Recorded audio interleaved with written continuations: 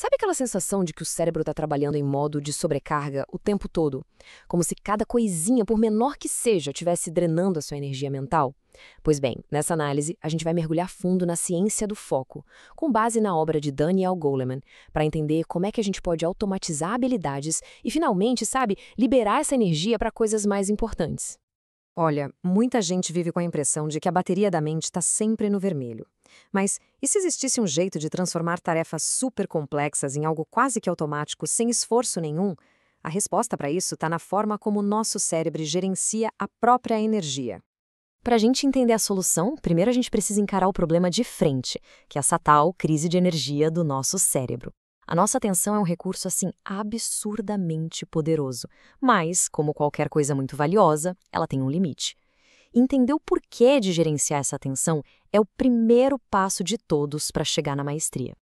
E o Goleman acerta em cheio aqui.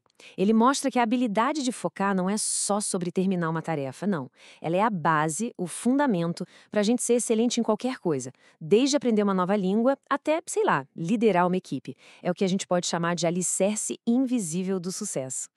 E aqui está o ponto central da história toda. Tentar controlar cada mínimo detalhe de forma consciente é a mesma coisa que manter todas as luzes de uma casa acesas 24 horas por dia. Uma hora, a conta de energia cerebral chega, né? E ela vem em forma de cansaço, de erros, de perda de eficiência. Mas olha que interessante, o nosso cérebro é uma máquina de otimização fantástica. E para contornar essa limitação de energia, ele desenvolveu uma solução genial. Ele opera com dois sistemas completamente diferentes. É exatamente aqui que a gente entende como é que acontece a mágica, a transição do esforço para a mente no piloto automático. Pensa assim, ó. O sistema top-down, ou superior, é como se fosse o nosso cérebro aprendiz.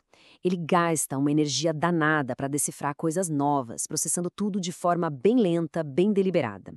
Já o sistema bottom-up, o inferior, esse é o nosso cérebro especialista. Rápido, eficiente, que executa o que a gente já domina sem nem pensar. A grande sacada é saber transferir as tarefas do primeiro para o segundo. Esse exemplo de dirigir um carro ilustra isso perfeitamente. Tenta lembrar de quando eu estava aprendendo a dirigir. A mente aprendiz estava ali quase em pânico, tentando coordenar o volante, os pedais, os espelhos, tudo ao mesmo tempo. Com a prática, o que acontece? A mente especialista assume e dirigir se torna algo tão natural quanto respirar. Isso é a automação cerebral em ação. O que o Goleman está mostrando para a gente aqui é que a maestria não tem nada de mágico, é pura neurociência.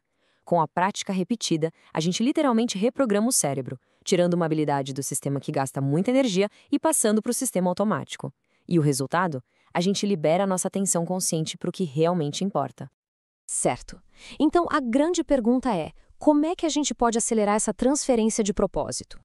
A resposta está no que a gente chama de prática inteligente, que é uma receita que vai muito, mas muito além da simples repetição. É a estratégia, o plano de ação para a gente conseguir essa automação. Aquela famosa regra das 10.000 horas que todo mundo fala? Então, ela é um mito se a prática não for inteligente, se não for focada. Sabe por quê? Porque praticar do jeito errado por 10.000 horas só nos torna especialistas em cometer os mesmos erros de forma cada vez mais eficiente. A pesquisa do Goleman, na verdade, nos dá uma receita poderosa para a prática ser eficaz de verdade, e ela se baseia em três pilares que são essenciais. Dominar esses três passos é o que separa a prática que leva à estagnação daquela que leva à maestria de verdade. Primeiro pilar, foco total. A neuroplasticidade, que é esta capacidade incrível do cérebro de se remodelar, só funciona naquilo em que a gente presta atenção plena. Deixar a mente devagar durante a prática é como tentar construir uma parede sem cimento. O esforço é enorme, mas a estrutura simplesmente não se firma. Em segundo lugar, feedback imediato. Pode ser um dançarino se corrigindo no espelho ou um atleta ouvindo o que o treinador tem a dizer. O princípio é o mesmo: identificar e corrigir os erros em tempo real. Sem esse ciclo de correção, que funciona como um GPS para o aprendizado, a gente pode acabar reforçando os hábitos errados, sem nem perceber. E por último, o passo que, na minha opinião, define a fronteira entre o bom e o extraordinário: ir além do suficiente. É preciso resistir àquela tentação de se acomodar quando a gente chega num nível ok. A verdadeira maestria nasce do desejo contínuo de empurrar os próprios limites, de manter a prática sempre desafiadora. E aqui a gente tem o ciclo completo.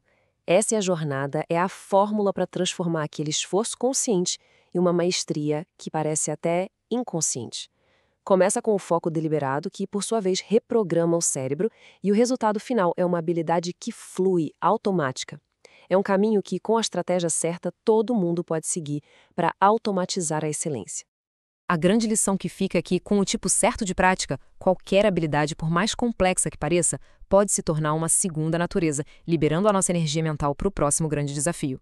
A questão que fica no ar é qual habilidade na sua vida vale a pena ser a primeira a entrar nesse piloto automático.